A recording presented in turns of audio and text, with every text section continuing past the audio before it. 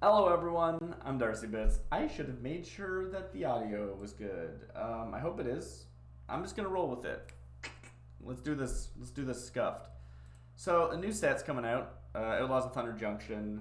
I've been following along with the spoilers mostly. I haven't really looked at any today, but something I've noticed is that when people look at spoilers, they very much make videos about the rares and the mythics and the cool ones. And the thing is, I like boring stuff.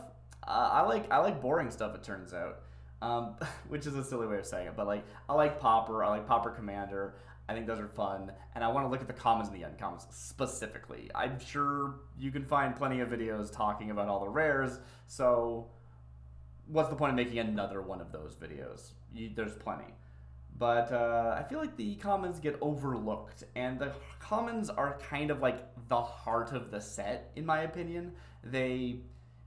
They're the cards that Wizards know you're going to see the most if you draft, right? So that's where the flavor and the style and a lot of the flavor text and like really interesting bits of world are there.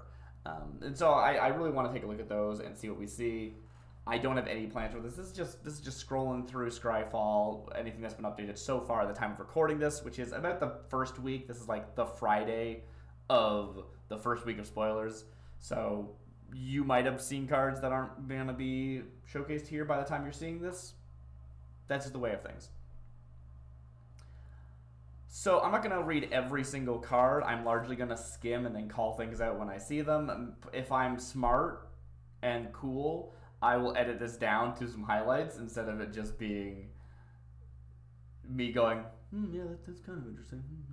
Right? Like, we don't want that. But, yeah, a lot of these I will have already seen before, so they're going to be largely me being like, oh yeah, I remember this one. This one seemed cool, as opposed to my initial reactions. But anyway, what's Emergent Haunting? Emergent Haunting, 2 mana enchantment, blue. Beginning of your end step, if you haven't cast a spell from your hand this turn, it becomes a creature. So it's a 2 mana 3/3 with flying if you can pull it off. It's kind of like a werewolf that stays transformed, which honestly I think it seems like a fun idea. Like next time they go to Innistrad, maybe they should do werewolves like that, because werewolves have been a mess every time they've done them, honestly. But this just becomes one permanently, right? It becomes a 3/3 spirit with flying once you satisfy the condition, which is honestly reminiscent of a whole slew of really old school enchantments, which is pretty cool.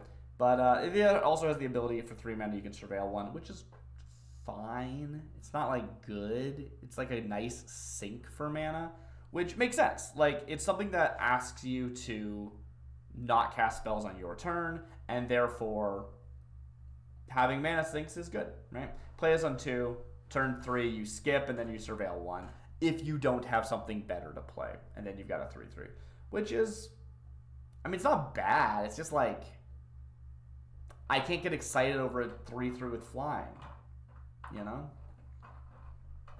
Badlands Revival is 5 mana. That seems like a lot. 5 mana, black and green. Return up to 1 target creature card from your graveyard to the battlefield. Return up to 1 target permanent card from your graveyard to your hand. Okay, cool. So, like, yeah, going rate for Revival of bringing something from your graveyard to the battlefield is 5 mana. Usually it's 5 mana with upside or 4 mana with downside, that kind of a thing.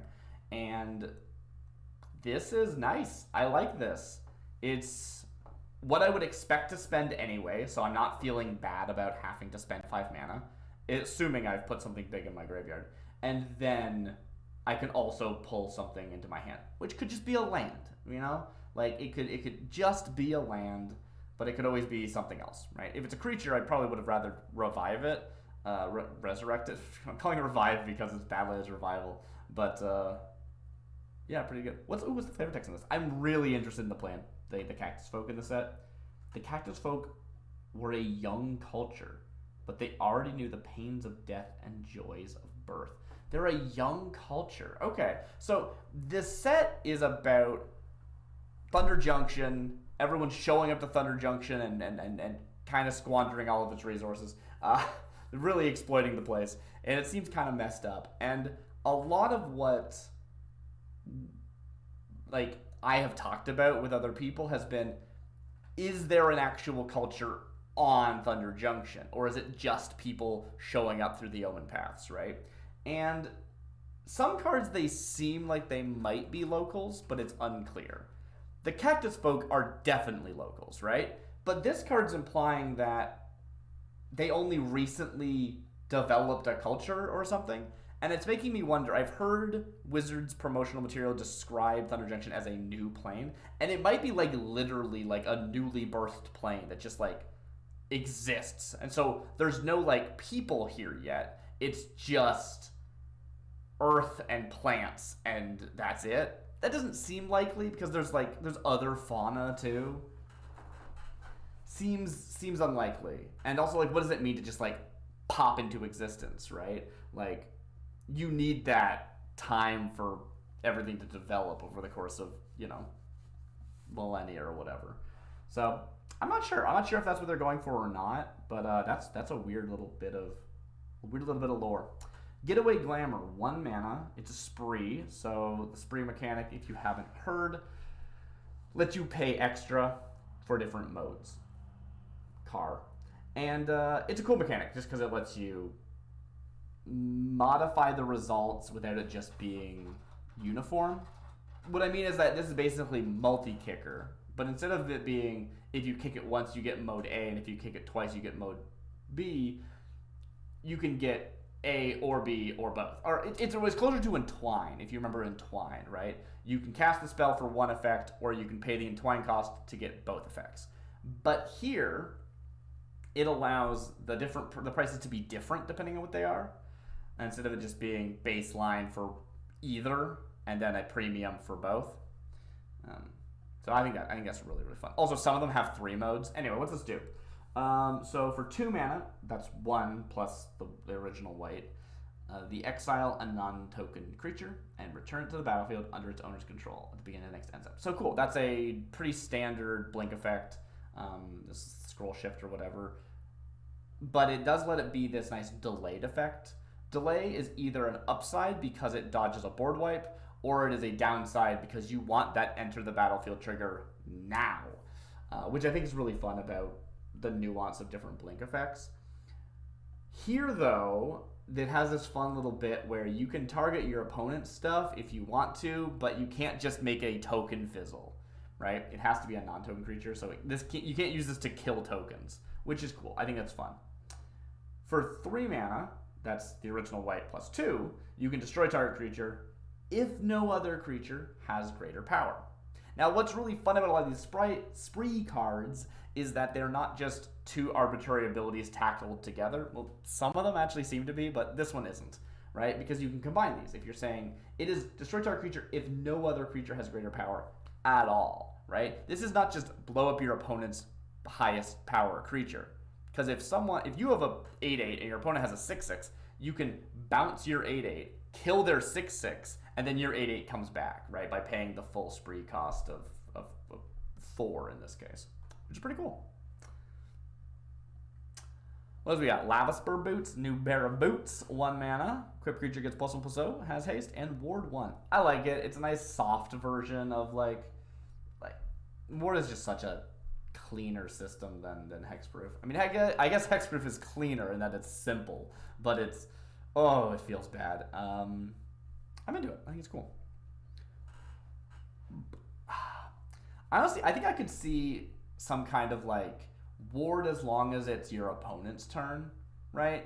Or not ward, Hexproof, which would be a very strong piece of protection unless your opponents have instant speed interaction, but most decks do. Most removal is instant speed. I think that would probably be fine, and I think it would encourage things to be able to get back to your turn. You'd like get your upkeep trigger, that kind of thing. I guess you don't have to. Do you? I don't remember if you can take any interactions before upkeep or not. It might guarantee upkeep turns. That'd be a cool ability because some things they just want to stick 1 turn. They just want 1 turn, Anyway, yeah, it's just nice pair of boots. I think it looks good. These boots were made for far more than walking. Intimidation Campaign. This one I've heard people talk about. It's another card, Disinformation Campaign, I think it is. It's very similar, but regardless, I'm not here to talk about Magic history. Intimidation Campaign, 3 mana, blue and black. Enchantment, when it enters the battlefield, each opponent loses a life, you gain a life, and then you draw a card. Whenever you commit a crime, that's the new mechanic of targeting a creature, a player, or an opponent's creatures, an opponent's... Let me try that again. Committing a crime is targeting an opponent, anything they control, or anything that they, like, own, basically, right? Stuff in their graveyard. I guess it's not owned, because if you mind control something, then you target it, it's not a crime. I mean, the initial mind control would be a crime. Whenever you commit a crime, you may return Intimidation Campaign to its owner's hand, so that lets you replay it again. So it's a pretty good one-time pop-in. If you think about this as when you commit a crime, sacrifice this and draw a card, it's very similar to that, and I think that sounds actually pretty good. It's just that the card that you drew was another Intimidation Campaign, right? Cool. Armored Armadillo. This is our first common, right? All of these have been uncommon previously, yeah. All right. Armored Armadillo. 1 mana, 0/4 Armadillo. Is Armadillo a new type, or have we seen Armadillo before? Armadillo. It's a new type. They added Armadillo just for this set. That's amazing. So the question, of course, every time we see a new creature type, I'm just going to be wondering, so is it going to be in Bloomburrow? Are we going to see Armadillos in Bloomburrow? I feel like no. It doesn't seem appropriate, but maybe. Armadillo, 1 mana, white card, 0/4, has ward 1, and for 4 mana, it gets +X/+O until end of turn. X is its toughness. I think this card's cracked. I think this card's so cool. I mean, it's not cracked. It's fine. But, like, I think this card actually looks really, really fun, because it's not that until end of turn it deals damage equal to its toughness when it attacks or anything. It gets plus power. So, you know, like, so many of these effects would be, oh, they assign damage equal to their toughness. Like, no. If you spend 8 mana, they get +8, right?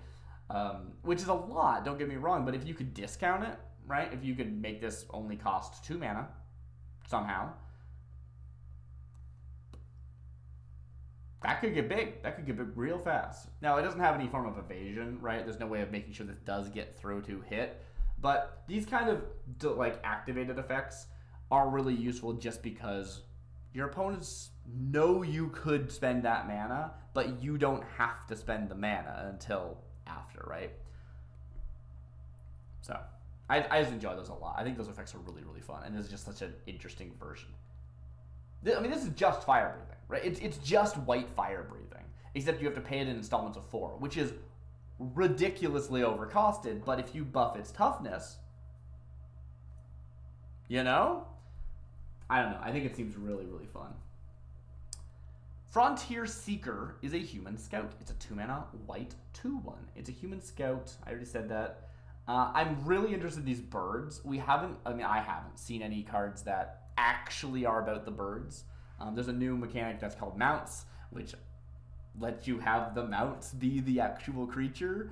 So I expect we're gonna find out what these creatures are called eventually, but they're big birds. I think they're gonna be giant. They look like there might be giant chickens. Oh, I'm into it. I'm so excited for giant chicken mounts. When Frontier Seeker enters the battlefield, look at the top 5 cards of your library. You may reveal a mount creature card or a plains card from among them. Then put it into your hand. Put the rest on the bottom in a random order. So this isn't going to help you fill the bin, which is probably fine for white. White doesn't really care unless you're, white, blue, white, black, whatever. But you may reveal mount. Oh, I mean, there we go. I just mentioned mounts, and here they are. Yes. So ETB, pull a mount from the top cards of your deck, or a plains. I think this card's going to be really, really solid. It's always nice to be able to just have on, like, okay, I have my hand, it's got only 2 plains in it, I play, turn 1 plains, turn 2 plains, Frontier Seeker, look at the top 5 cards, pull a plains out. But late game, when you don't care about plains, it's still doing something. A lot of these cards that we see are, like, they find you a plains, and you're like, cool, it's turn 6, I don't need another plains at this point. But this could be super useful late game to help refill your hand with another mount, if you care about mounts, which, I hopefully do. Holy cow! I honestly can't believe that they named it this, and I really wish it was better, because it's got, I guess they don't want it to be super good because it's silly, but also, it's a holy cow. You think it should be kind of good. Anyway, it's a 3-mana 2/2 Ox Angel. It has flash, it has flying, and when it enters the battlefield, you gain 2 life and scry 1. I mean, there's some really good potential for the flashing this in. It blocks, it kills. A flying flash creature, so it can block something with flying. It's able to reliably block. It's not going to get stuck in your hand because you're trying to flash it in and your opponent has flyers and they keep getting through. No, it's actually super useful. But it's just kind of fine, you know what I mean? It's not interesting. And 3 mana is a decent amount to be holding up for a blocker. I don't know. It's fine. After it passed by, the rancher swore she saw hope shining in the pig's eyes. I hope we see that pig sometime. Trained Airynx. Not sure what an Airynx is. It's probably from another plane. That's one of the big shticks of the set. The set actually feels very, March of the Machines-esque, right? Where it's March of the Machine. Because it's all about all these different planar entities converging on Thunder Junction. So we're seeing things from all sorts of different planes. I want to see more about Thunder Junction, and they're giving me Western versions of the characters from planes we've seen. It's very weird. I like it a lot, but I want to see more about the locals, And I don't think an Airynx is a local. I think whatever this creature is a local. This cool thing. This armadillo is probably local. Stuff like that. But I don't know. It's interesting. It's hard to pick apart what is here and what isn't. Anyway, Trained Airynx is a 2-mana 3/1 cat beast mount, because mount is a thing that we're talking about. And yeah, they made them actual type, which is cool. Whenever Trained Airynx attacks while saddled, it gains first strike until end of turn. And you can scry 1. It seems fine. So saddled 2 means that you can crew it like it's a vehicle, but instead of becoming a creature, because it already is one, it gains the special ability. And so that means it's a 2-mana 3/1, which is bad. But if you saddle it, which means you're tapping down 2 power worth of creatures, it has first strike until end of turn and scries 1. Anytime there's a hoop to jump through, I always have to go, okay, what would this card have looked like if there was no hoop? Right? Can you turn saddling into an upside? Totally. There's lots of things that want to get tapped and you don't want to have to attack with them, and that's great. I think that's awesome. But if we assume the saddle is a downside, what would the version of this card be if it didn't require saddling? If it was a 2-mana 3/1 with first strike and scry 1 whenever it attacks? I think that'd be fine. Is that too strong? Maybe that's too strong, I'm not actually the best at assessing a card's strengths, but, I don't think that would be too strong. It's not first strike all the time. It's first strike only when attacking. Scry 1 is pretty negligibly relevant. I think it'd be fine. So, it's a good card, but it's got this condition that I don't think it needs. I don't know. Plan the Heist is a 4-mana blue sorcery. Surveil 3. Then if you have surveil 3 if you have no cards in hand. Then draw 3 cards. Oh, I like that. Oh, that's cool. So it's 4 mana, draw 3, which is fine. But if you're hellbent, you have no cards in hand, then you get to surveil 3 first. I like that a lot. That's really fun. It then has Plot 4, and Plot is a new mechanic, which is an activated ability of the spell while it's in your hand. By paying its plot costs, you may exile it from your hand. It's face up. Everyone knows what it is. You've revealed your plot to your opponent, and then on a future turn, not the same turn, the future turn, you may pay it for free. You may cast it for free, which is rad.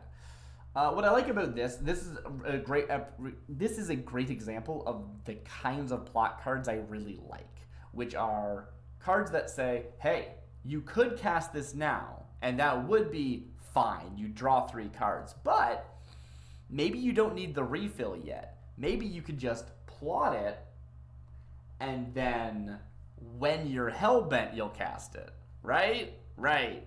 So I just think that's really fun. I think that's a really elegant design to say what happens all the time with cards like this is you have 4 mana and you're like, I could cast this spell, but I could also cast a different spell instead, or like I could cast it now, but I'd rather cast it later. But I want to be mana efficient. I have 4 mana. I have nothing else to do with it this turn. What do I do? Right now, in this case, you probably do have something to do with that 4 mana because your hand has cards in it, you know? But maybe you don't, right? Maybe you only have a bunch of 5-drops in your hand and you're just like, I don't know if I want to cast this spell or not. I don't need the refill. I might as well save it. If you want to be mana efficient, if you want to tempo it out, you can still invest the mana now while you have it and get the effect later when you need it. Beautiful design. Slickshot Lockpicker is a 3 mana, 2/3 human rogue. When Slickshot Lockpicker enters the battlefield, target instant or sorcery card in your graveyard gains flashback, which is weird because it's not really a mechanic of the set as far as I can tell, but sure, like it's a mechanic people know. Flashback until end of turn, the flashback cost is equal to its mana cost. Flashback means you may cast the card from your graveyard for its flashback cost, then exile. Sure. And then it also has plot 3, which is cool. I like this one a lot because you plot it, and instead of spending 3 mana to cast it and then having no mana to cast the flashback card, you can invest the 3 now, and then on turn 4 you could cast it for free and then have all 4 mana to cast your flashback card. Very, very cool. Looking at other cards, it looks like Slickshot is an in-world term, and I don't really know exactly what it means. Like, it's one thing to be like, oh yeah, there's a Slickshot, and you're like, okay, yeah, that makes sense. That's intuitive. That's a reasonable name for a card. But it seems like it's actually like in-world slang or in-world jargon for something specific, which is cool. I'm into that. Rakish Crew, or is it Rakish Crew? I've never been entirely sure, and I'm sure I'll get both answers in the comments. I'm not sure about that. No one leaves comments. What am I talking about? Anyway, Rakish Crew is a 3 mana black enchantment. When it enters the battlefield, you create a 1/1 red mercenary creature token with tap. Target creature you control gets +1/+0 until end of turn. Activate only as a sorcery. I haven't actually thought much about these mercenaries yet. So this is another mechanic of the set. Basically, every set these days has its signature token, right? And that's cool. I'm into that. I think that's super fun. And in this set, it is 1/1 red mercenaries, which is cool for a number of reasons. Like, mercenaries is just like a really underused type. It's from way back when you could tutor for mercenaries with your other mercenaries. It's very, very cool. And they're usually black, so it's weird that they're red, but I guess they want them to be less polarizing. Like, black is one of the more polarized colors, right? It's just like, this is the evil color, which is not inherently true, but basically.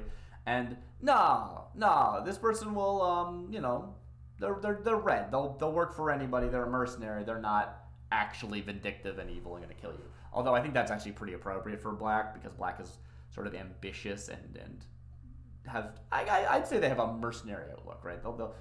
I'm just here to make my money. I'm not here because of passionate red feelings, you know? I'm not here for law or for knowledge or for whatever green cares about. Anyway, it makes a mercenary, and then whenever an outlaw you control dies, outlaw's a new mechanic, we'll get to that in a second, each opponent loses a life and you gain a life. This card looks actually really good. So an outlaw is a bundling word. If you think about how historic means an artifact, a legend, or a saga, very weird and specific that's what historic means, but that's what historic means in Magic. And this is what this is. Outlaw means creatures who are assassins, mercenaries, pirates, rogues, warlocks, or a warlock, right? And all of those together are mercenaries, which I think is a little bit annoying in that sea monster is kind of like a slang term for like krakens, leviathans, serpents, etc. But there's no keyworded version of sea monsters. Kind of disappointing. The Outlaws got it first. Come on, where are my sea monsters? Anyway, that's fine. There's like a number of cards that care about sea monsters, and they have to list them every time. It's annoying. Anyway, This card looks really good. 3 mana, make a 1/1, fine. But then go ongoing whenever one of your random mercenary tokens that presumably you'll have a lot of dies, you drain each opponent and gain a life, which is it's pretty cool. Pretty cool. I like it. I think it's really good. I think it's pretty dang good. And presumably a lot of your other cards are going to be Outlaws. I do want to talk a little bit about Outlaws in that Assassins, sure. Mercenaries, sure. Pirates, sure. Rogues, sure. Warlocks, that's interesting. Warlock is a very ill-defined term in Magic, right? In D&D, we know what a warlock is, right? A wizard studies magic, a warlock makes a pact, right? But in Magic, that's not the case necessarily. And what they've done by bundling it with the Outlaws, because I get what they're doing. They're saying, we want, what do we call the Magic Outlaws? We don't want them all to be rogue wizard or pirate wizard. We don't want to have to do that just to make them count as outlaws. So let's have Warlock be the outlaw version of Magic. And I think that's actually really good. Like, Warlocks don't have a good identity in Magic. And saying they are the outlaw Magic users. What makes someone a Warlock? They're a Magic user who has stepped too far or has gone down the bad path, right? This is the outlaw version of a Magic user. And that actually really helps. I feel like that really helps give them a definition. Now, that said, it's not like they're going to go back and change all the wizards who are clearly outlaws and turn them into warlocks, right? Right. It doesn't just mean evil wizard, but I digress. Rattleback Apothecary. Now, this one I'm so excited for because look at her! Oh, she's so cool! But yeah, she's a 3 mana, 3/2 black Gorgon Warlock. She has Death Touch, and whenever you commit a crime, target creature you control gains your choice of either Menace or Lifelink until end of turn. Ooh! So, what I like about this is a lot of things. A, look at her. She looks like she's got to be local, right? So, Gorgon, that's a creature type we've seen a couple of times. I think we mostly see it in Theros, where they're Gorgons, and in Ravnica, where they're kind of not. So they've got this like stringy snake-like hair, but they're not actually snakes. And you can see here, those are actual, let me zoom in on this, right? This is legitimately a flippin' snake. Look at those snake heads. They have mouths. It's awesome. I love this design. It's so cool. Looking for a little liquid courage? I also stock in liquid murder, if that's what you're after. I think it's great. I think it's super fun. Is this card good? I think so, yeah. 3 mana, 3/2 with Death Touch. That also, whenever you commit a crime, you get this bonus. That's not bad. Now, if she just said Death Touch Menace, 3 mana, 3/2, or Death Touch Lifelink, 3 mana, 3/2, do I think that would be too strong?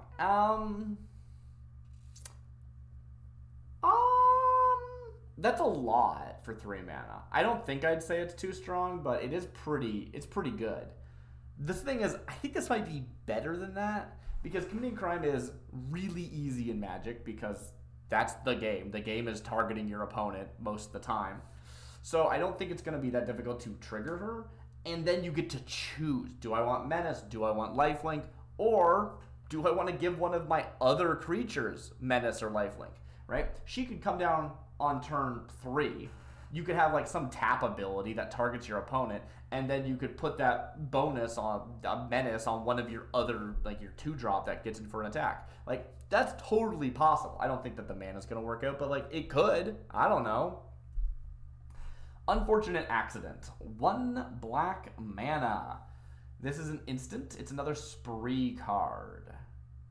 For +3, that's 2 and a black, destroy target creature. So 4 mana, destroy a creature, instant speed. That sucks.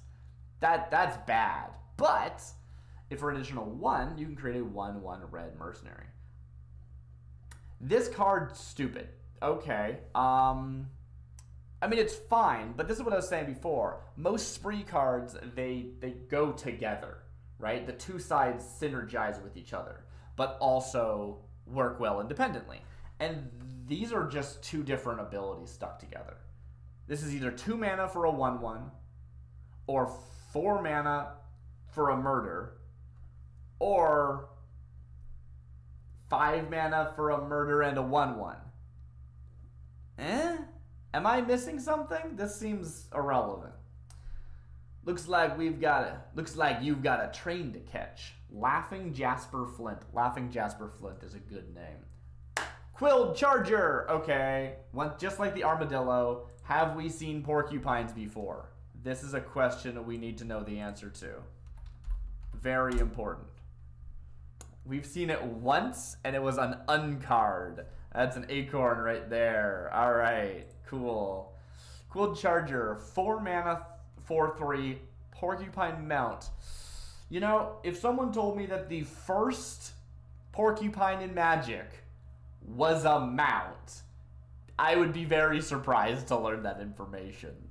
Sure, okay, seems like a bad idea, but that's fine. Whenever it attacks, while saddled, it gets +1/+2 and gains menace until end of turn. So, and it has saddle too. I think, once again, we're seeing this idea that, like, I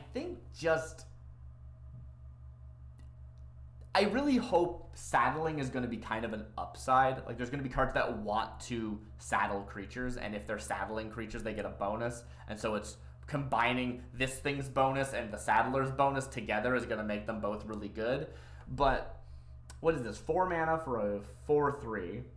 If it's saddled, it's 4 mana for a 5/5 with menace. Okay, 4 mana for a 5/5 with menace is pretty good, but I don't think it's too good. Now, maybe it's too good for a common, I guess, and that's what we're here to talk about common, so fair enough. But, like,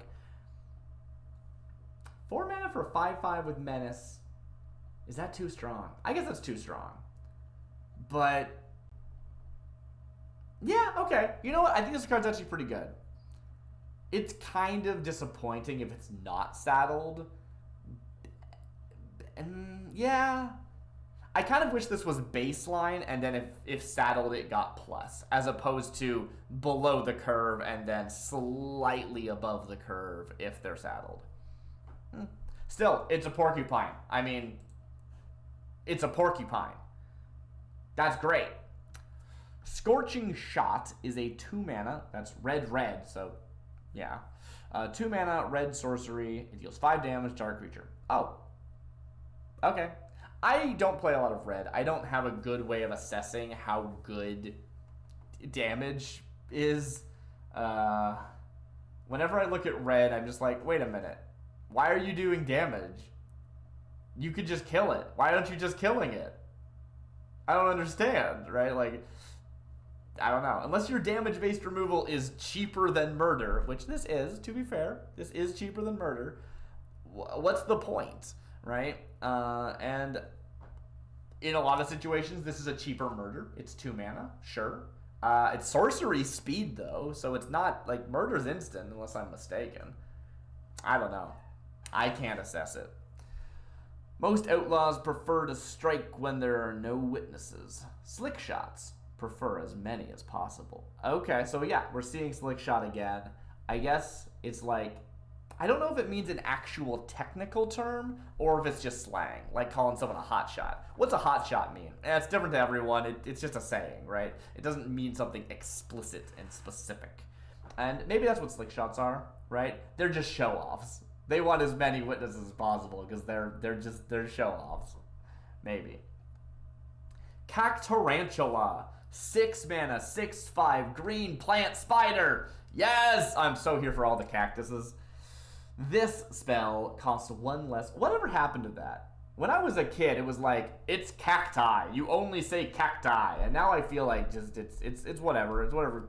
It's cactus, it's cacti, it's cactuses. Who cares? I don't know. I don't think either are correct. They just exist, you know. Use words however you feel like. That's how language works. Anyway, 6 mana for a 6/5. If you have a desert, it costs 1 less. So it's 5 mana for a 6/5. Okay. It has reach, and when it becomes the target of a spell or an ability an opponent controls, you may draw a card. So this is actually really cool. When this becomes target of a spell or ability an opponent controls, you may draw a card. That basically means ward the control, like this thing's controller draws a card, this is a cleaner way of saying that. Like, it does not need ward, but it's ward, right? It's not counter the spell, but if you were casting a spell, you weren't planning on not paying the ward, right? That's how that works. Unless you have like a thing that can't be countered, in which case this is kind of technically better. I like it a lot. The question is it good? I do like ward. I get to draw a card. That's a fun ward. I want to see more weird wards and not just mana. Honestly, I think it's fun. But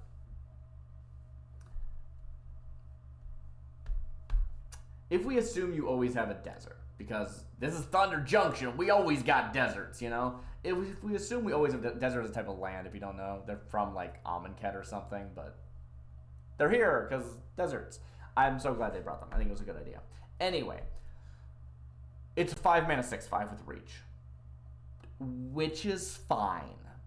It's not exciting, but it's fine. It's gonna do work in limited. It's gonna be good, but it's fine. And if you add the upside of draw a card, it's pretty good. Like, if your opponent doesn't just have a singular kill spell, they either aren't going to interact with it when they otherwise should, or you're going to draw like multiple cards, which is cool. But most likely, you play this, they murder it, you draw a card. Now, 5 mana draw 1 is not good. 5 mana, my opponent discards a murder and like, you know, taps 3 lands or whatever, right? Like, my opponent is forced to cast a murder and I draw a card. That's not so bad. Like, that's actually pretty decent. I'll spend 5 mana to eat one of my opponent's spells and draw a card. I think that's pretty okay. And it might not die immediately. It might get an attack in. It might get a block in. So I think this card's actually pretty good. Also, it's a plant spider. It's a plant spider. Yeah. Hard Bristle Bandit. Now, this one I saw a while back. Not like the actual card and what it does, but this art was used in promo material. If you go and watch my old video about my predictions for the set, I predicted 3 cards for fun. This was one of them.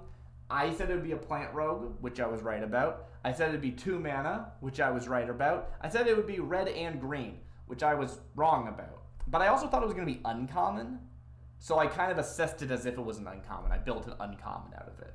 But it's a common. It's a 1/1. It's 2 mana. You tap it to add a mana of any one color. And whenever you commit a crime, you may untap them, but only once per turn. It's pretty good. It's a 2 mana dork that you can use twice in a turn, but you can't, like, unless you have a free crime. This is awesome.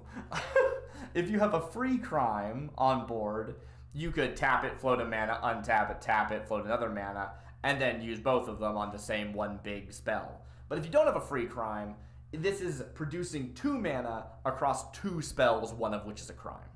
And, like, that's pretty good. That's a pretty good dork. I like that. And sometimes you'll just use it for fixing. It's totally fine. This card's great. Hard Bristle Bandit, cool. Visitors to the town of Hard Bristle found the locals to be quite prickly. Cool, great. But I do like this lore that Hard Bristle's a town. I thought it was just, like, the thing is, so many phrases in Magic, I just assume they're, like, poetic.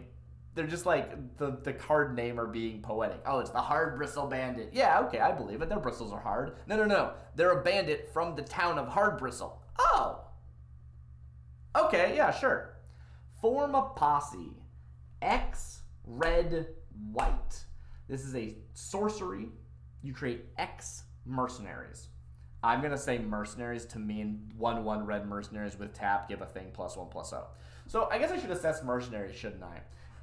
In a general sense, I think Form a Posse is good. Like, this is X and X +2 to make X bandits, or X 1/1s. That's pretty reasonable rate for that effect.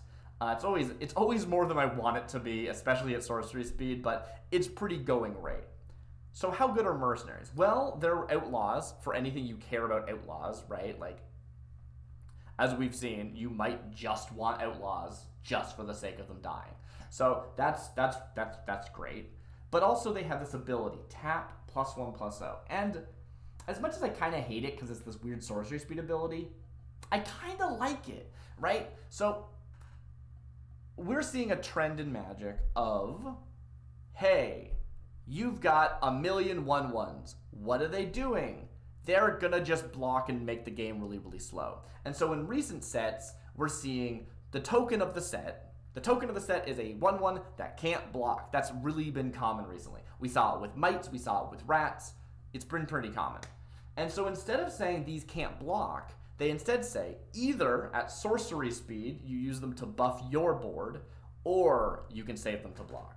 And that actually feels really good, because if I have 4 1/1s, and you have like 4 2/2s, I'm never going to attack with my 1/1s, right? But since they can kind of consolidate power, I can be like, all right, cool, I got 4 1/1s and a 5 and a 4/4. Maybe I got like, I don't know, some guy with menace, like a Rattleback Apothecary or something. Then you can merge all this power into your menace creature, right? You can say, I'm gonna have all of my 1/1s tap. They can't block now, which is exactly what Wizards wants, right? They want them to be things that can't block, but you have the choice to let them block. I don't know, I think it's actually really cool.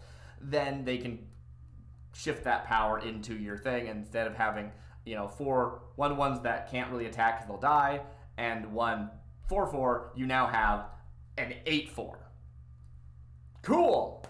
Into it. That's fun.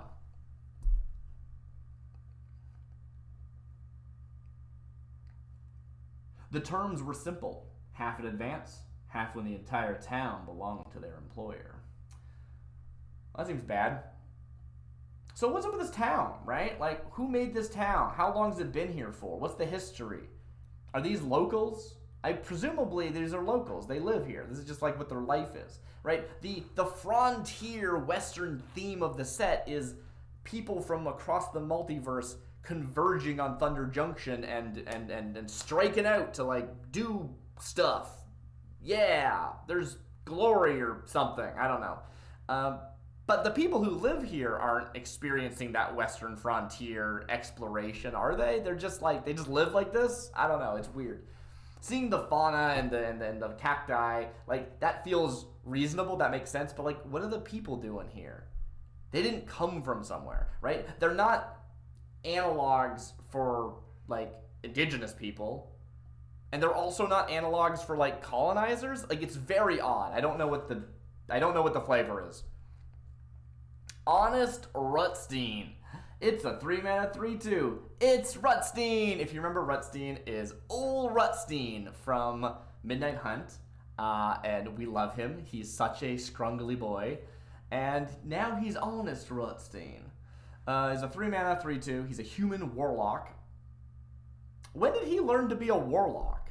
The original Rutstein was just a peasant, I think, right? Rutstein. I spelled Steen wrong. Rutstein, maybe even. The original Rutstein, yeah, he's a human peasant. When did he learn magic? Why isn't he like a rogue or something? Stuff has, he's done well for himself in this new world, it turns out. That's interesting. Huh. Honest Rutstein, a legendary creature, human warlock. When he enters the battlefield, you return a creature from your graveyard to your hand. Then creature spells you cast cost 1 less to cast. That's fun. That's a fun little synergy, right? You get to pull things out into your hand, and then you can cast them for cheaper. Just being a general, all your creatures cost 1 less to cast is pretty good. Like, when I'm building like a Kindred deck, I will oftentimes be like, all right, what can I do to make my, I don't know, bears cheaper? And it's like, this card lets your bears cost 1 less, right? Like, if we just look at, what is it called? What's it called? I can't think of the name of it. It's one of the Adaptive Automaton, right? This is 3 mana. The creature you chose, this is +1/+1. Well, you get my point, right? It's very common to see the, hey, 3 mana, this thing just costs less now. And this is just for all creatures. This isn't specific to a... You don't have to choose a type. It's just any creature gets this discount. Like, this card actually looks really good. It feels weird. If you were making a Kindred deck, I'd be like, it feels weird to have cards that have nothing to do with your Kindred, but like, if you're a Kindred deck, you're a creature type deck. And if you're a creature type deck, it's creatures. They're cheaper. Like, yeah. I don't know. Jolene, Plundering Pugilist. I'm so excited to see Jolene. One thing that I've gotten really excited about this set for is how much of a character parade it is. And oftentimes I'm like, Magic's just character parade all the time. Brr, brr, brr. But in this case, I'm really excited for it because a lot of the characters that we're seeing are weird one-off legends. And the problem with a one-off legend is that they have no history. They have no life. They are just a piece of art, you know? They're a piece of art and some mechanics. And Jolene is a precon commander from New Capenna. So she was never in Standard ever, right? This is her first card in Standard, and that's so exciting. Good for Jolene. Jolene the Plunder Queen is now Jolene Plundering Pugilist, a 3-mana green and red 4/2. Oh, that's fun stats. 4/2, I like that. Whenever you attack with one or more creatures with power 4 or greater, create a treasure token. Cool, great, awesome. For 2 mana, sacrifice a creature? No. For 2 mana, sacrifice a treasure, and Jolene Plundering Pugilist deals 1 damage to any target. That is one of those things that always seems kind of bad, but it just wins games. Like, oftentimes the game, it's what they say about, like, life is a resource, right? And what does that mean? That means spend your life till you're out 1. Having just this sort of incidental ping where you're just like, you know what? I just need to do 4 more damage. Ping, ping, ping, ping, ping, you're dead, right? Like, sometimes it's about securing the kill, right? Not about doing the most damage. I think it's great. So, are we doing this the easy way or the fun way? I don't even know if I like this card, though, honestly. Like, I think it's decent. I think that the ping is relevant, and I think that 4/2 for 3 is fine. How good is create a treasure token when you attack, right? Because the fun thing about her is that if she attacks, that gives you a treasure. But if something else that is 4 or greater attacks, you also get the treasure. So you don't have to risk her if you have another body, but if you don't have another body, you at least have Jolene. And so she supports herself, but does not reliant on herself, which is a very good spot to be. How much would you pay to get a treasure every turn? I don't know, actually. That's a good question. But probably not less than 3, right? So I think that even though she isn't going to reliably give you a treasure every single turn, because you have to have a reliable attack and blah, blah, blah, she's going to be close to that. And I think 3 is probably the right price for an effect like that. So, yeah, okay. All right, yeah, I've come around. Kraum, I don't know how to pronounce this. Kraum Violent Cacophony is a 4-mana, blue and red, 2/3 zombie horror. It has flying, and whenever you cast your second spell each turn, put a +1/+1 counter on Kraum Violent Cacophony. And draw a card. That's what's so exciting with this one, right? Like, okay, you want me to spell sling at least 2 spells a turn, and maybe if I have enough mana and enough instants, I can spell sling twice on your turn too, right? Cool, and I can get pretty good. And since it has it's got flying, it has evasion, it's gonna get pretty big, but it's also drawing you cards. Like, that's legitimately really cool. Is this gonna get big enough fast enough? I'm not sure. 4 mana is kind of a lot. Like, yeah.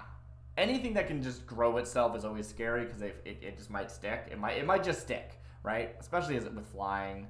That's some scary stuff. But the fact that it also is a draw engine, so generally speaking, in Spellslinger, we talk about this thing called a cantrip, right? It's a player term. It's not a real term, and it means a card that does its effect and draws you a card. Basically, they're generally pretty cheap. So you 2 mana to give something +1/+1 until end of turn, and you draw a card. It's like very, very, very small effect, but you drew a card. And so you're able to go cast 1 spell, draw a card, cast a spell, draw a card. And so you don't run out of fuel. You might run out of mana, but you're not going to run out of fuel, right? And what this card says is that your second card is a cantrip, right? The second spell you cast is a cantrip. And it's any spell. This isn't an instant and sorcery spell slinger exclusive situation, which is really, really cool. Yeah. Concerned for his apprentice's welfare, Ludovic sent his greatest creation to make sure Geralf got into the right kind of trouble. So this one's super interesting to me from a lore standpoint. So Geralf and Gisa are in the set. They're rares, so we're not going to see them in this selection of cards because I'm going through the commons and uncommons if you forgot. But Ludovic's not here. Gisa and Geralf have come from Innistrad here, which is awesome, great for them. Ludovic stayed back in Innistrad and sent Crown. It's weird to see him refer to Geralf as an apprentice, though. Is Geralf Ludovic's apprentice? Since when is that? I don't feel like that's true. I thought they were just like mutual. They're mutuals. They were mutuals. I don't know. It's weird. It's weird to me. I don't know. Anyway, I like it. I think it's a cool card. Lazav! So excited to see Lazav. This is weird though, right? Lazav is a character from Ravnica. And where did we just go? What was the last set? It was Murders at Karlov Manor. Lazav had a card in that set too. He got 2 cards in a row? That's weird. Has that happened before? That feels weird. I don't know. It just feels odd to me. Anyway, I really like this card. Lazav, Familiar Stranger, is a 3-mana blue and black 1/4. Some of my favorite stat lines. A level 1/4. Whenever you commit a crime, as we said before, that's targeting your opponent's stuff, and it is targeting. It doesn't have to be a spell or an ability or whatever. It is just targeting. Whenever you commit a crime, you put a +1/+1 counter on Lazav, Familiar Stranger. Then you may choose to exile a card from a graveyard. If it was a creature that you exiled, Lazav becomes a copy. Or may become a copy. You could technically choose to just use it as graveyard hate and not have Lazav become a copy. But I really like this. I was looking at the previous versions of Lazav, and they're all rare or mythic. They're not, this is the first uncommon, which is really cool. But also, I don't know, they just seem a lot more awkward. Because the thing with Lazav is he is, hey, did you put a big 8/8 in your graveyard? I could become that 8/8, and then you get to attack with a big 8/8. Yay. But this one, he's actually gets to be Lazav. Like, I feel like the big problem with Lazav is that he just is the 8/8 for 1 turn, and then goes back to being Lazav, and it's like, okay. The fact that he's getting this +1/+1 counter, he's actually growing himself, means he doesn't have to be in a disguise to be relevant. And I think that's really, really good, right? I think it's great. You can also attack with him, turn into something on during combat. And that seems really fun, because, your opponents don't know what you're going to turn into. Oh, look at all the cards that are in the graveyard. I could turn into any of these if I have a crime, right? If I have a crime in hand that I can cast during combat, sweet. If I don't, well, you have to play around it because you don't know, right? It's a really fun, tricky card. I'm super into Lazav. Lazav looks awesome in this set. Make Your Own Luck is a 5-mana. One of these expensive cards. 5-mana, green and blue sorcery. Look at the top 3 cards of your library. You may exile a non-land card from among them. And if you do, it becomes plotted, which again means you may cast it on a future turn at sorcery speed for free. Put the rest into your hand. Wait, what? Put the rest into your hand.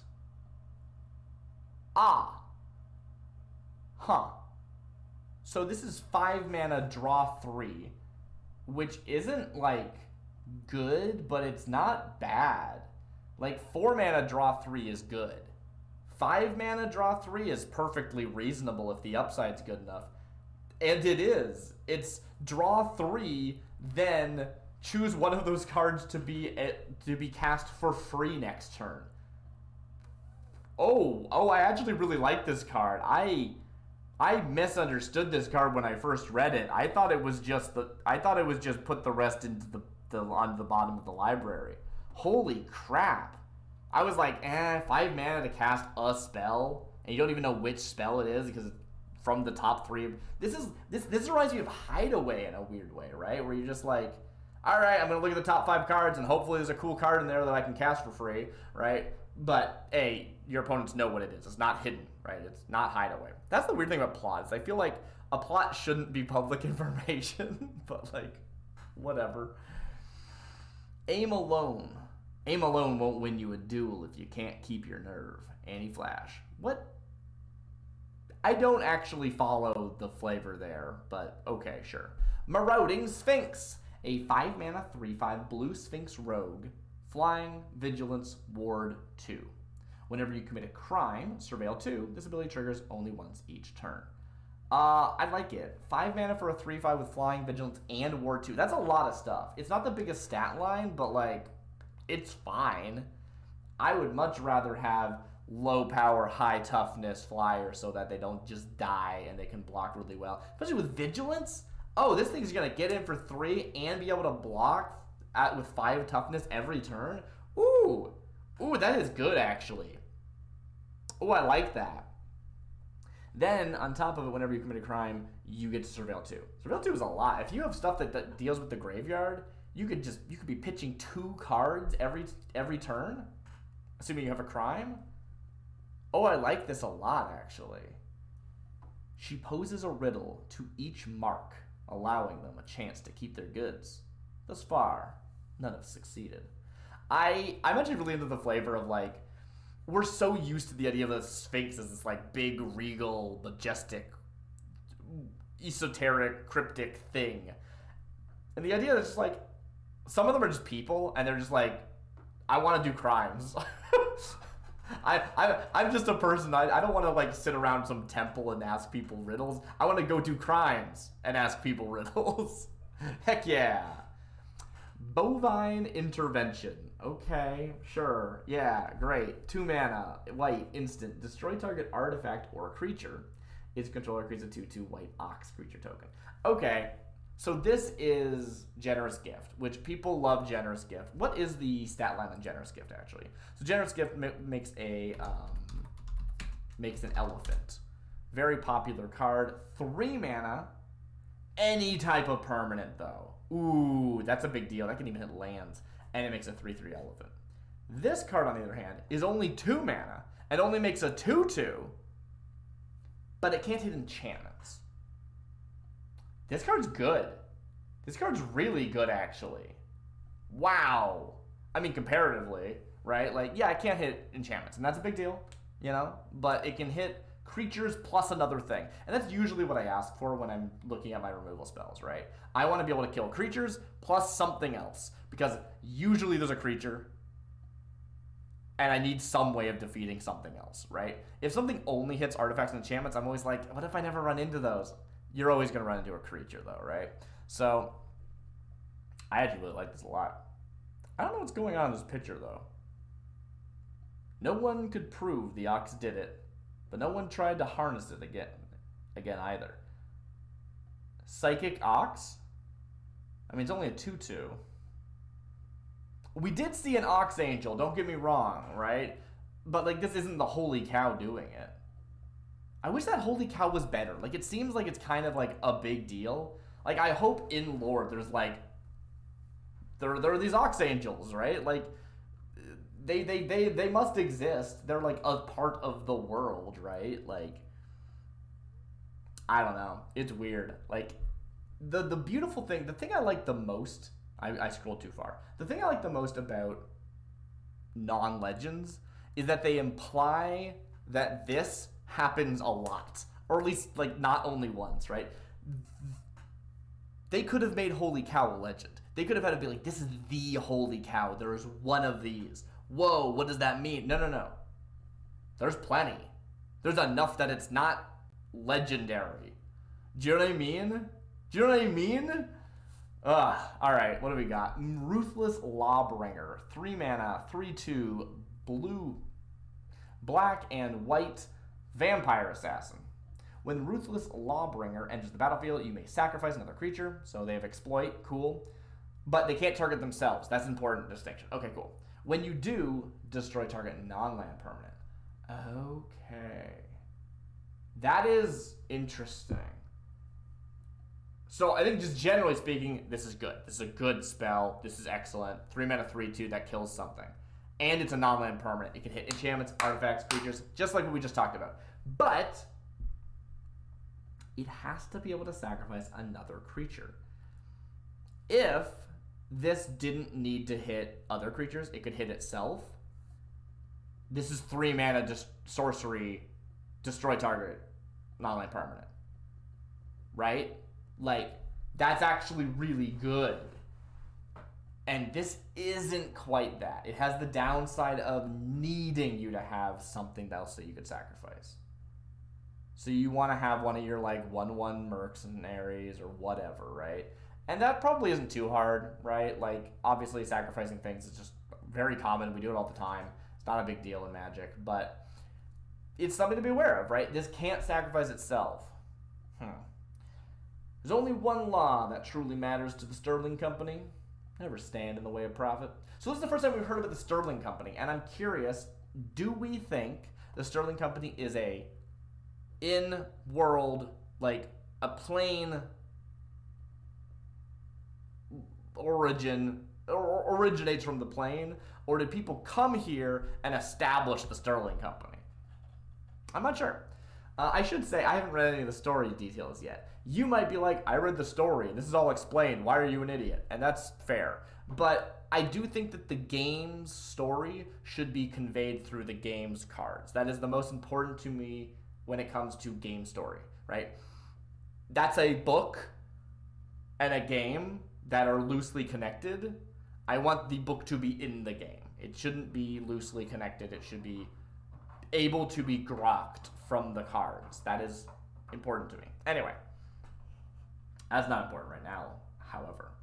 Vial Smasher! Woo! It's another one of our, this is some cool legend that everybody loves and isn't really actually ever been standard, I don't think, right? They're from Commander Legends, if I recall correctly. And so,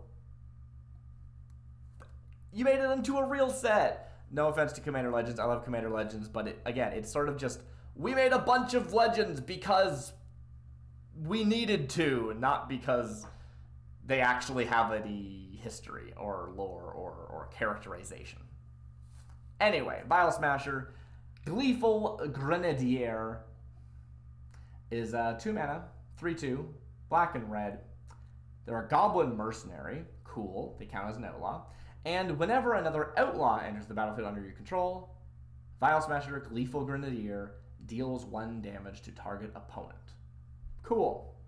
That could be ridiculous, right? Again, like, all of these things that make mercenary tokens are making an outlaw. So each one of those is a ping. And if you, of course, are running the Rakish recruitment, whatever that was called, you're going to get them coming and going. But it is target. So if you're playing this in a multiplayer format, you have to choose who you're shooting, as opposed to single player, you shoot your opponent. Like, it's not a big deal. So I think that's cool. I do think the art direction on Vial Smasher looks a little weird. Like, I'm so used to them being this, like, adorable furry freak, and this does not look like that to me. Maybe I'm wrong. I don't know. It wasn't quite home, but the fire still burned bright, and the bomb still went boom. Now we've got our cycle of lands. Braided Bluffs, Bristling Backwoods, Creosote Heath, Eroded Canyon, Festering Gulch, Forlorn Flats, Jagged Barrens, Lonely Arroyo, I guess, and then Lush Oasis. I don't know. Hi, Eartha Joe. What are you doing here? And so all of these are deserts that are tapped for 1 of 2 colors. They enter the battlefield tapped, and when they enter, they deal damage to target opponent, which is cool. The fun thing that I did not notice originally, but I have seen pointed out, is that this is a crime. So if you need to, for 0 mana, commit a crime, you can play this as your land drop, which is pretty cool. I'm pretty into that being just like, it's a 0 mana way of committing a crime. That is super relevant. Likewise with Gleeful Grenadier, that's a crime, right? Because it's a target. If this had each opponent, it wouldn't be a crime, right? Right? Right? Anyway. Let's talk about Eartha Joe, I guess. I think this is new. I don't know Eartha Joe. I've never seen her before. I think core are fun, and they're a little underexplored, so cool. I'm assuming they're, what is it, Zendikarian? Is Zendikar the, like, lots of jagged rocks and you swing around and it's a good time? I think so. That's where Nahiri's from, right? She's from Zendikar? Yeah, they look Zendikar. Eartha Joe, Frontier Mentor. 4 mana, red and white, 2/4, Core Advisor. When Eartha Joe, Frontier Mentor, enters the battlefield, create a 1/1 mercenary. So interesting enough, she's not an outlaw, but she makes outlaws? That seems weird, right? Is that weird? Am I wrong? That seems weird, right? I don't know what to say about that. Whenever you activate an ability that targets a creature or player, copy that ability. You may choose new targets for the copy. Cool. That's a really fun build around. I like that. It gives you a lot of options for just like, it just makes you look at cards in a different way. Are there activated abilities that target that are worth copying? I don't know, right? If we think about activated abilities that target, one of the first things that comes to mind is actually equipment. Equipment is a targeted activation ability, but there's no benefit to that, right? There's no reason to copy and equip, because it's like, I equip to you, and then I also equip to you. Like, it doesn't matter. But, yeah, cool. Oh, there's also Soured Springs down here. I didn't see that at first. Anyway. Cunning Coyote. Yep. It's Cunning Coyote, a 2 mana, 2/2 coyote with haste. When Cunning Coyote enters the battlefield, another target creature you control gets +1/+1 and gains haste. You can plot it for 2. I quite like this.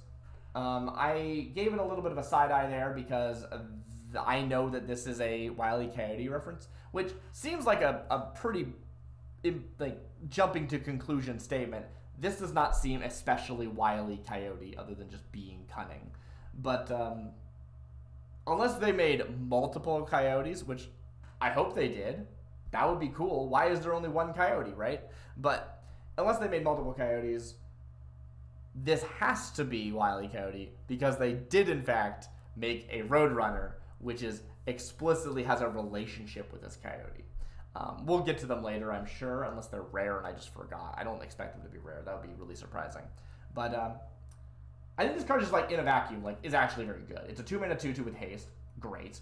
And then when it enters, you can have another creature get +1/+1 and haste. Now if you're playing this on turn 2, guess what happens? You have no creature to give haste to because nothing else entered the battlefield this turn. But wait, you can plot it, which again, if it's a reference, the fact that there can be plotted actually seems really good. Yeah.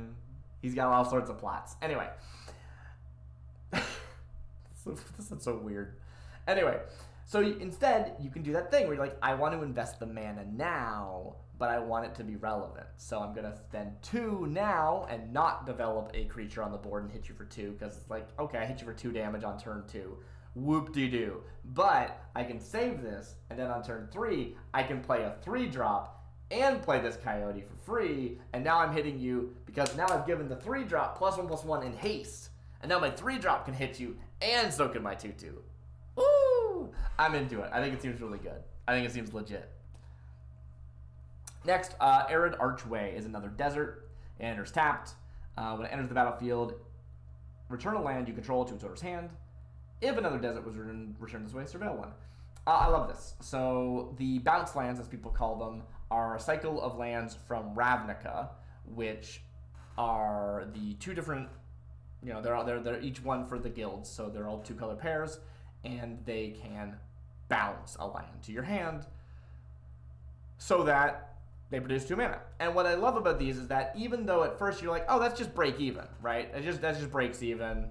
You play this land, and then I play another land, or I have a land in play, I play this, I bounce the land in my hand, And now this one taps for 2 mana, so I'm even on mana, and you are. But 2 things. First of all, if you have any untappers, you untap this, untap a land, you got 2 mana instead of 1. Yay. But also, that land is in your hand now. So if this was enters the battlefield, search your library for a land that shares a name with a land you control, let's say, right? A basic. Let's even say it's a basic. Like, even worse. That's still a pretty good card, because you put a land in your hand. And when you bounce a card to your hand, when you bounce a land to your hand, it's in your hand. Like, it's legitimately so nice, right? If my hand only has 2 lands, and one is a plains and one is an archway, I can play the plains, then play the archway, and then I can play the plains again, and then I've got 4 mana on turn, like, wait. No, I have 3 mana. I have 3 mana on turn 3, that's what I want. I want to be able to consistently hit 3 mana most games. That's the most important thing to me, generally. And it does it. It does it with only 2 lands. It's great. Anyway, it's only colorless mana. It could be really kind of a problem. That's not the point. The point is, at knife point, 3 mana, black and red. Enchantment, as long as it's your turn, Outlaws you control have first strike. These are Outlaws, if you forgot. Whenever you commit a crime, you create an Outlaw. Sweet. And this ability only triggers once each turn. I've been thinking they really need to change the formatting for this sort of effect, where what I mean is, really, really often, people will read a card and they'll go, oh, that looks really good, and then they go, oh, trigger only once per turn. Or they'll go, oh, that's really, really good, but, oh, activate only as a sorcery, right? That happens all the time. We're very used to that. If they just changed the order, if this just said once per turn, whenever you commit a crime, create a 1/1, or whenever you commit a crime once per turn, blah blah blah, you wouldn't have the rug pulled out from under you. It's the exact same card, but it wouldn't feel as bad. Am I wrong? I feel like that's correct. Anyway, I really like this. Right? We're seeing a ton of this, like, outlaw, like. I think that it's really easy to lose sight of what the meat and the potatoes of a set is when you're only looking at the rares, right? It's easy to be like, is this going to be good? Is this not? I don't know. But, like, we've seen so many cards that are just incidentally making Outlaws and care about Outlaws showing up and disappearing and dying and growing, and all of them are going to really slot together really nicely. I'm excited. I think it's going to be cool. And I think it's really easy to overlook how good these mercenaries are going to be. I think they're going to be pretty decent, right? The fact that they aren't going to just... They can consolidate that power. They don't just sit there going, well, cool. I can't really make any profitable attacks. They can block, though, which is pretty cool, as long as you haven't tapped them. I think that's why it's good that they're at sorcery speed, right? I think we could see, instead of at sorcery speed, like, activate only during your turn or something. Do you know what I mean? Like, I think that would be more interesting. If I could tap these during combat, that would be really cool. I think that it makes sense that they shouldn't be able to block and then tap to buff somebody. Yeah, I want to see that. I want to see that. That's an idea for you, Wizards. Print cards that don't say activate only as a sorcery, but activate only during your turn, because I think that would be really, really open up a lot of space to play with this that is more flexible than sorcery speed, but still has the effect that you're going for. Congregation Gryff. What the heck is this? 3 mana, green and white, 1/4, Hippogriff Mount. Cool. I assume this is from Innistrad. One of the things I really... Is that Innistrad? Yeah, Innistrad. One of the things I really like about Magic is the way that each of the planes has a very identifying aesthetic to it. And you wouldn't go, oh, that's the Innistrad aesthetic. But Griffins especially, or I guess not Griffins, Hippogriffs especially, have this... I guess both Hippogriffs and Griffins, depending on the plane. But in this case, it's Hippogriffs. They look very different. Like... An Innistradian Hippogriff is a weird crane, you know? But, like, somewhere else it might be an owl, or someone else it might be a... I can't think of any cool birds off the top of my head, but you get my point. So it's identifiable. That's the point. The point is identifiable. Hippogriff Mount. It has flying and has lifelink. It's a 1/4. When it attacks, if it's saddled, it gets +X/+X, where X is the number of mounts you control. Ooh, so it's a payoff for going mount wide. One thing I think is really cool about mounts as opposed to vehicles. Vehicles have this problem of if you have a deck that's half creatures and half vehicles, and you only draw vehicles, they can't do anything. But if you have a deck that's half creatures and half mounts, the mounts can still do stuff without the creatures. Yay, that's fun. But likewise, you can have a deck that's all mounts. I don't know how a mount sits in the saddle of another mount. Like, let's not question that. That's a bit weird. But, like, you're allowed. It doesn't say tap any number of other creatures who are not mounts, right? Like, I think they could have done that, but they didn't. So, whatever. So what this does is it lets you play all mounts. And so, you have this mount saddles that mount, and this mount saddles that mount. But if this one ends up being the one that attacks, I got 5 mounts in play. All 5 of them have to work together. It wouldn't be 5. 3 of them, maybe 3 of them are 1/4s as well. Then they have to work together to saddle this one. And that's fine because it's now swinging for 6/9 in the air with lifelink. Like, ooh, I actually really like this. 3 mana? This card is actually really cool. Yeah, this card has potential. What's next? Servant of the Stinger. Snap. 2 mana, 1/3, human warlock, death touch. Remember, warlocks count as outlaws. Whenever Servant of the Stinger deals combat damage to a player, if you've committed a crime this turn, so that's a different trigger, as opposed to when you commit a crime, just if you have it all. I like that, that's fun. If you've committed a crime this turn, you may sacrifice Servant of the Stinger. If you do, search your library for a card and put it into your hand. So this is a tutor. This lets you find any card you need, but it's really slow. You have to spend 2 mana on this, then you have to attack with this, then it has to deal damage to face, and then you get to search. And I think even with all the hoops, it's actually really good because what it says is, hey, I got a 1/3. Do you want to block it with your 2/2, which will die, and my 1/3 will survive? And the opponent has to go, would I rather lose my 2/2 or let you tutor? And the answer will probably be, I'd rather lose my 2/2, right? I don't think this card is actually for tutoring. This card is for scaring your opponent into blocking when they really shouldn't, right? Oftentimes you see this a lot in card design, actually, where you look at a card and you go, ooh, that's a really cool effect. Can I make that effect happen? And the answer is, no, you'll never make that effect happen. But because your opponent has to stop you from doing that, you got this other really powerful bonus, right? And so that's what this is. This is very much a 1/3 death touch that says when this attacks, it must be blocked if able, right? Like, that's what this says, and I think that that's actually really, really cool. Like, that's legitimately interesting. Anyway, Longhorn Sharpshooter is a 3 mana, 3/3 Minotaur Rogue. I don't know where this Minotaur is from. I hope they're from the plane proper, and I hope we see more Minotaurs, but so far I think this is the only one we've seen. It has reach. It has, when Longhorn Sharpshooter becomes plotted, it deals 2 damage to any target, and you can plot it for 4. So this is actually really interesting. We haven't seen any other plots like this, where there's an effect when you do it. But this is very much it's a 3 mana 3/3 that has channel, or cycling or something. Not cycling, but you know what I'm saying.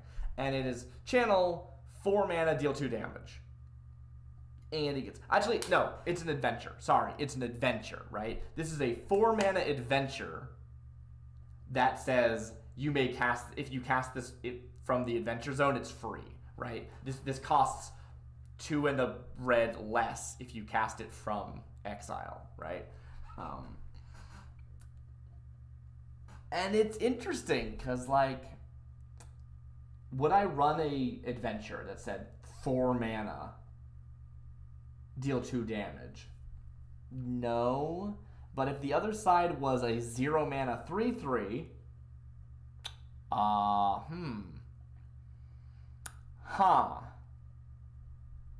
That's pretty good. Now, if this instead said 4 mana, 3/3 ETB, deal 2 damage, do I like that? I don't know.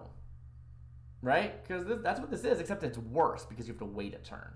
Now, potentially better too. As we said before, you can tempo, you can spend the 4, ping something that you need to ping, and then go around. Now, plot notably is a sorcery speed action, so it's not like channel, right? You can't hold up that mana and ping something. It's like this would be a sorcery adventure is the closest comparison. And I don't know. I think it's gonna be good. I don't know if it's gonna be good though. If we think about like Boulder Fist Ogre, right? That was. Well, let's bring it up. Let's bring up Boulder Fist Ogre as a comparison point. Boulder Fist Ogre, which apparently I spelled wrong. Is it not Boulder Fist Ogre? Am I wrong? Is it not called Boulder Fist Ogre? What the heck? Am I just wrong?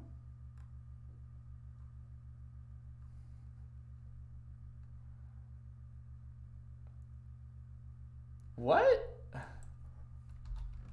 Ogre type adventure. It's a giant. I'm a dummy. It's a giant. It's Bone Crusher Giant. What the heck was I thinking? Bone Crusher Giant is a 3 mana, but it stomps for 2. So 2 mana to stomp it. Now it is instant speed, whereas our new friend is sorcery, but basically the same, right? Except it's 4 mana instead of 2 mana. Ooh. So 2 mana, deal 2 damage to a target, and then you may spend 3 mana to cast this as a 4/3. Whenever this becomes a target of a spell, it deals 2 damage to that target's spell's controller.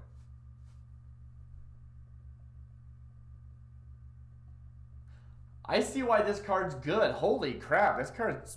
Wow. Okay. So if we make this comparison, instead of spending 2 mana then 3 mana, we're spending 4 mana and then 0 mana. But we just have a 3/3 at the end. 3/3 with reach, to be fair, which is weird. I'm actually surprised that red doesn't get reach more often. Because there's a lot of, like, I hate flying in red, I feel like. Or I guess it's more like I can't do anything about flying in red. A lot of, like, deal damage to things that aren't flying. Yeah, never mind. Anyway,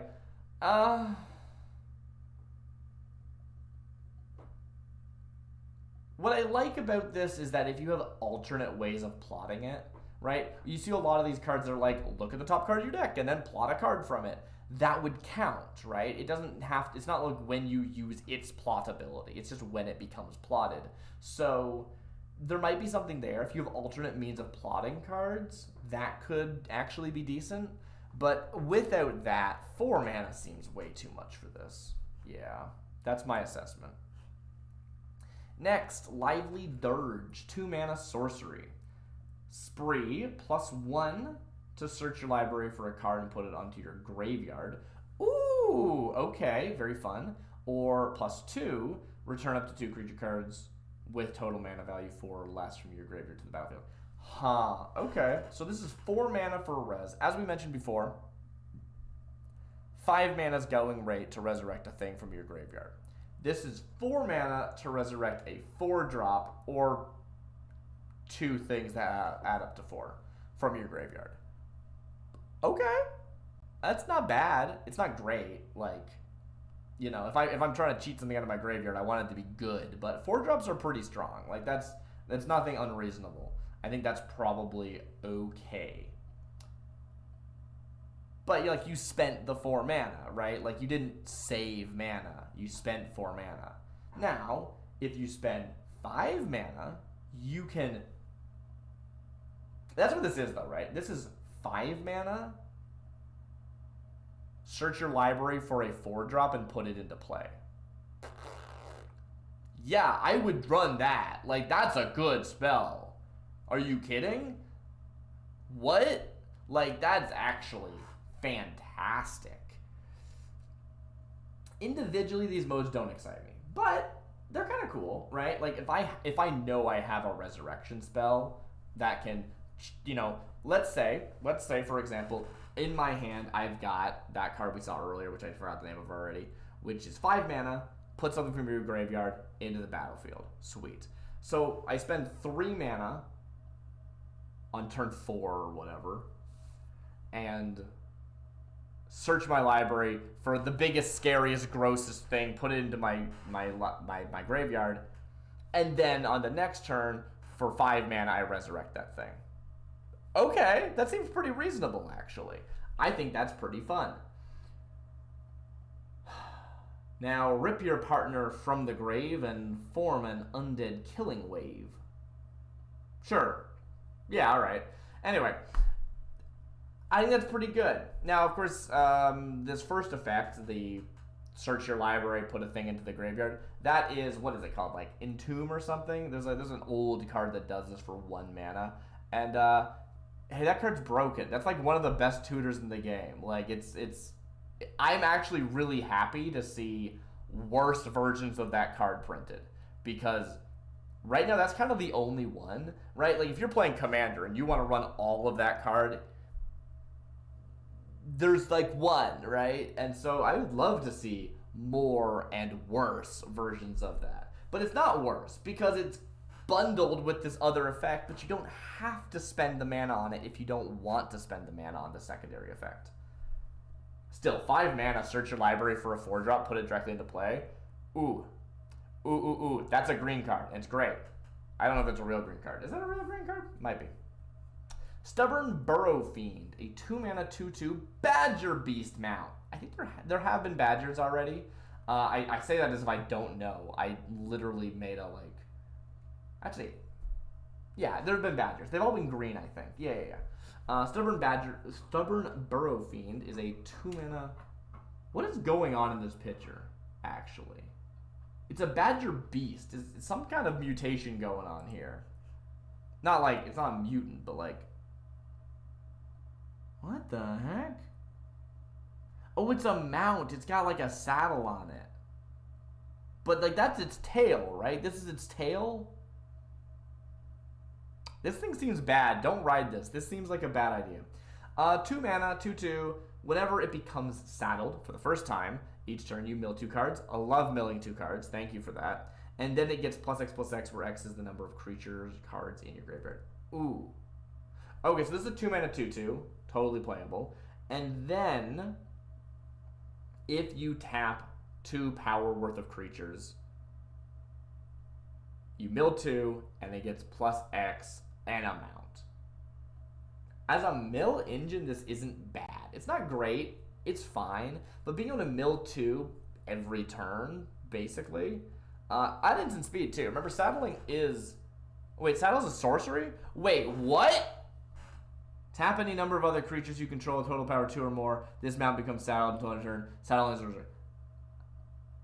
Hey, you know how like we've always been describing saddle as being like it's like crewing a vehicle? It's not, apparently.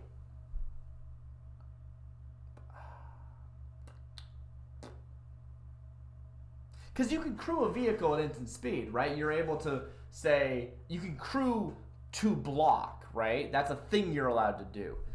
Wow, I am blindsided by this. You can saddle only as a sorcery. How weird is that? That sucks. Anyway, I still think this card's good. 2 mana 2/2. You get to mill 2 every time you do that. That's awesome. And then it also gets big. It's big. It's a big badger. Like it. Fun. Rictus Robber. 4/3, zombie rogue. When this enters the battlefield, if a creature died this turn, create a 2/2. It's a zombie rogue. Why are the zombies rogues? I assume the idea is that there were some rogues that died and now they're zombies. They didn't, like, were raised and then taught how to be, taught to do crime, right? I assume that's the idea. So it's 4 mana for a 4/3. If a creature died that turn, it comes with a 2/2. 4 mana for, what, 6/5 worth of stats? Pretty okay. Not amazing. Not the super excitingest, but cool. Fine. but you can plot it for 3. That's cool. Because A, 3 is less than 4. Love that. But also, it means, yeah, it's easier to make something die, right? You can say, okay, on turn 3, I'm going to plot this. And on turn 4, I'm going to murder that and then play my Rictus for 3. That's pretty good. I think this card's pretty cool. I like that. Unscrupulous Contractor. 3 mana, Human Assassin, 3/2. I don't think I've seen this card yet. When Unscrupulous Contractor enters the battlefield, you may sacrifice a creature. When you do, target player draws 2 cards, you lose 2 life. Oh! No, and loses 2 life. Cool. So 3 mana for a 3/2. This one actually does have exploit. You may sacrifice itself if you wish, right? Which is cool, right? Like we said with Rictus Robber, we could very easily say, I'm going to play this Unscrupulous Contractor. They murder themselves to draw you some cards, and then you play Rictus Robber for free. Bada bing, bada boom. That's pretty cool. This one also has plot for 3 mana. I'm less impressed by this plot. I do like this though, right? If you're saying, I want to play this when I have a mercenary to sacrifice, and when I need that 2 card draw, I don't need it right now, you can just say, I'm going to be mana efficient, I'm going to plot this on turn 3, and then on turn 4, I've got something that makes like a mercenary token, and then I'm going to flash this in, I'm going to plot this in. Ugh. I don't like the phrasing plot, is what I'm realizing. I already realized this previously, but I'm very much coming down hard on that stance now. Sorry. Plot. I don't like saying plot this much. Plot. Shared it to day 9. That's stupid. Cut that. I love day 9. Day 9's great.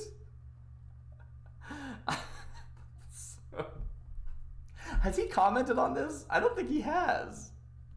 I need to go see what oh dang, I gotta see what Day 9's up to. If Day 9 has any insights about the plot mechanic, I would love to hear about it. Wow, I haven't thought about this yet. That's so funny. I know he got a card reveal, so like he's obviously like at least a little aware of the set. But I haven't been following his magic content in a while, so I have no idea. Oh, I hope he's been making jokes about the plot mechanic. Anyway, yeah, Unscrupulous Contractor, plot them on 3, play them on whenever, as long as you have some token that you can sacrifice. I like it. It's so easy to be in a situation where you're like, I don't know. I guess I'll just play them as a 3/2. I'll tempo them out for no value, right? This is what we mean when we see tempo a lot of the time. It's like, I need to be mana efficient, so I'll play it now, even though it's not as good as if I played it later. But with the plot, you can do that, and I really like plot. I think plot's great. Spinewood's Armadillo is a 6 mana 7/7 with reach and ward 3. This card's great. This card's excellent. Then, for 2 mana and discard it from your hand, you can search your library for a basic land card or desert, put it into your hand, then shuffle a gate, clear life. This card's awesome. I don't know if people are talking about this card or not, but they should be. Hello? What? It's a 6 mana 7/7 with reach and ward 3. That's already great, and then you're telling me that I'm allowed to channel it instead? I can pitch this to my graveyard and then maybe cheat it out later with like some other resurrection spell? This card's awesome. Love this. And it's an armadillo. Way better than the other armadillo we saw. Tomb Trawler is a 2 mana 0/4 artifact creature golem. For 2 mana, you can put target card from your graveyard on the bottom of your library. This card sucks. This is an effect you see occasionally, and it's always overpriced, and it's always underuseful. I don't know what to tell you about this. It's just not interesting or good or fun. Maybe it's actually useful in some situations, but it's so situational that, like, who cares? I don't know why this exists. Dying is common on Thunder Junction. Resting its peace is a much rarer commodity. Baron Bertram Greywater.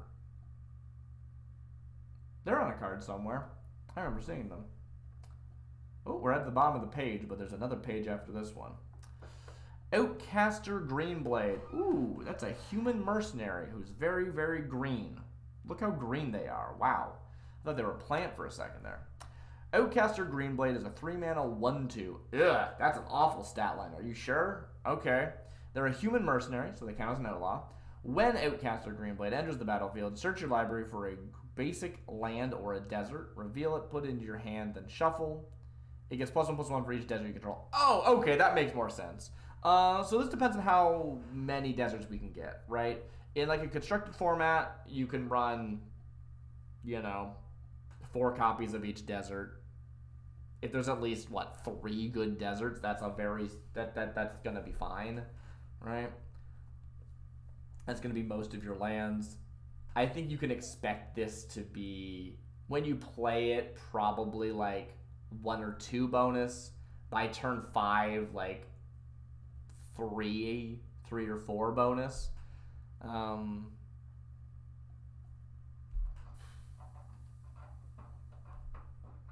So if we assume on turn 3 you play this and it's getting +2, that makes it a 3/4.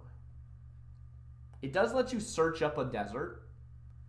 So if you play this and it's a 3/4, that's a 3 mana for a 3/4, and then on turn 4, when it's actually getting around to attacking, you're playing that desert and it gets to be a 4/5. This seems fine. Tutoring up lands is great. Being able to, I love the basic or set mechanic. It's a really nice, it's a good structure. And I love how much we're seeing deserts matter. I feel like gates never mattered, Maybe that's just me. Maybe I'm wrong, but it always felt that way to me. So it's cool. It's cool. I'm into it. I think we're gonna see some really fun desert stuff. And effects like this that can tutor up deserts are going to get very valuable just because there's going to be good deserts that are worth finding. Hopefully, I'm hopeful. Otherwise, the card seems kind of bland. That said, if this was a sorcery that said search your library for a desert for 3 mana, I would say that sucks. Put it into the battlefield, please. And if it said search your library for a desert and make a 1/2,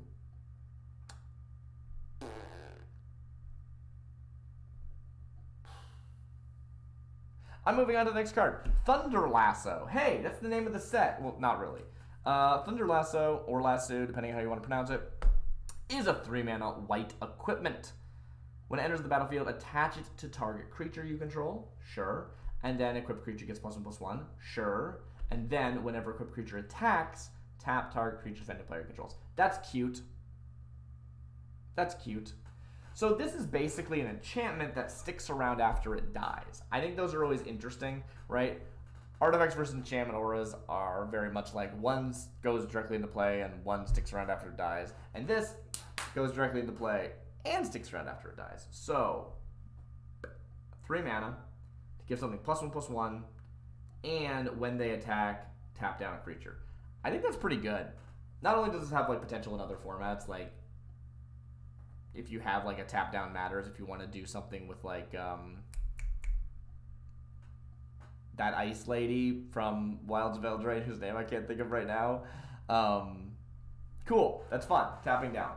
I'm into tap down matters. I think it's an interesting concept. I haven't really explored it recently, but it's cool. And it's just, that thing can't block. It's just target. It's like target creature can't block this turn, but technically stronger, right? That's cool. It also is a crime. Let's remember that this lets you commit a crime every combat step if you attack with a creature that's equipped, which could be super relevant. Again, this is why I generally assess the crime cards as you're always committing crimes. Don't worry about it. But if you are finding it hard to commit a crime, this is a good card for that. There's a lot actually. Like, I think this is good. This is just an enchantment that is +1/+1, and whenever enchanted creature attacks, tap a card, and then when it dies, at any time you can spend 2 to put it back into your hand, not even that, right? And when it dies, it goes back into your hand and costs 2 now instead of 3, right? Like, that's pretty good. I like that a lot, actually. I think this card's good. Aloe Alchemist, 2 mana, 3/2, good name. Plant Warlock with Trample. They have Trample, huh? Alright, I believe you. When Aloe Alchemist becomes plotted, target creature gets +3/+2, gains Trample until end turn. So, as we saw the other one that had the when this becomes plotted effect. And I think that if you have alternate means of plotting, that's actually pretty cool, yada yada yada, that's fun. But the problem with this card to me is the thing I like the best about plot is going, oh, I can't make full value of this card. I guess I'll just plot it, and then I can use it later when the value's there. This card says, tempo me out now as just a 3/2 with Trample, which is fine. But if there is someone worth giving +3/+2 and Trample to, you can plot me instead. Now that said, right, if this was a 2 mana sorcery that said target creature gets +3/+2 and Trample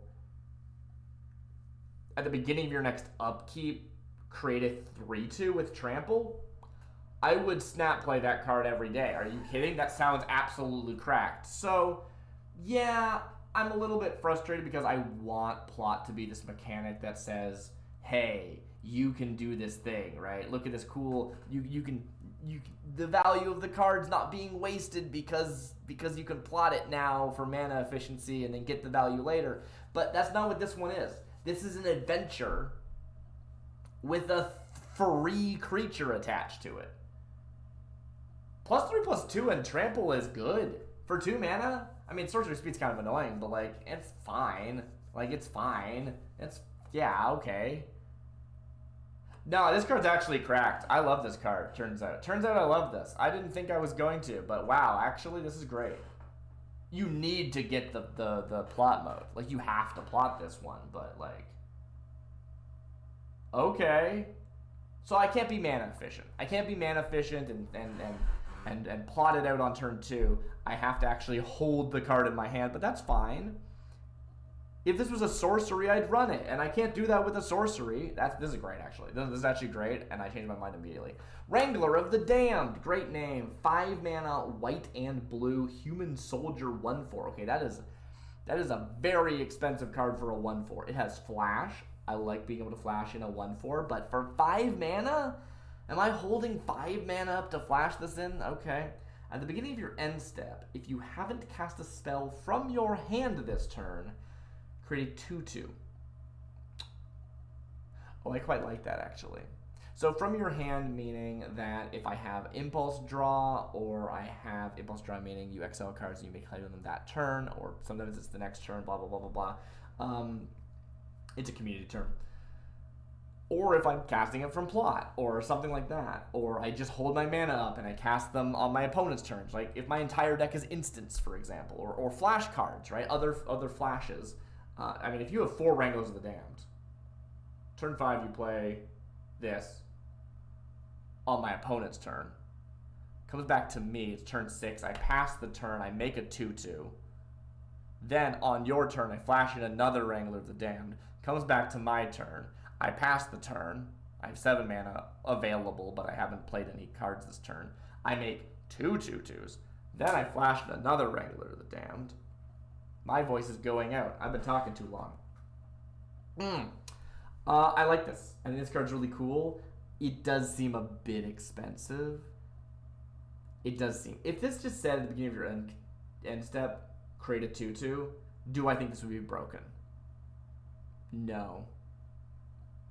So it's kind of a big ask for the payoff, but I do think that the right deck, this does just say at the beginning of your end step, create a 2/2. And I think that's a very strong effect. So if that's what it said, it'd be good. And in the right deck, that's what it says. So it's good. There we go. That's the math. How many cards are left? All right, there's too many cards left. I was planning on this being like week 1 of Thunder Junction, but it's too much. It's too much. So this is part 1 of uncommons and commons. We're going from initial spoiler to present, and yeah. Hope you enjoyed. I'm Darcy Bits. This was fun for me. I just want to like look through the cards and talk with them casually. I do too much like structured, edited content, and I just wanted something nice and light. So hope you enjoyed. Have a good day. I'll see you next time. Yippee-ki-yay. That's not right. All right. Night.